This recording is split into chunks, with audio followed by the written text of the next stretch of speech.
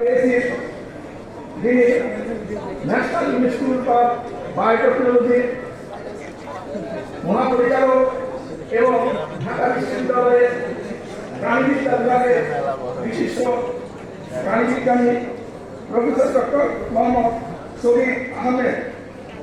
আজকের এই অনুষ্ঠানে যাকে আমরা পেয়েছি, যিনি দীর্ঘ দিন ধরে দেশে বিদেশে যার নাম ছড়িয়ে আছে, বিশিষ্ট বন্য প্রাণী বিশেষজ্ঞ, যিনি অত্যন্ত সুন্দরভাবে বক্তব্য দিয়ে গেছেন, ডক্টর মোহাম্মদ আলী রেজা খান।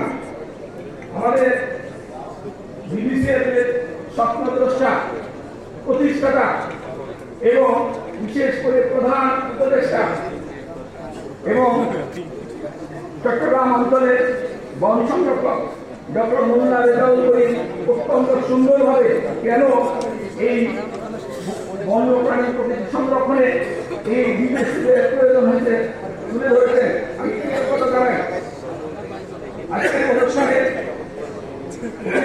উপস্থিত আছেন সম্মানিত সভাপতি মোহাম্মদ জিয়াউর রহমান।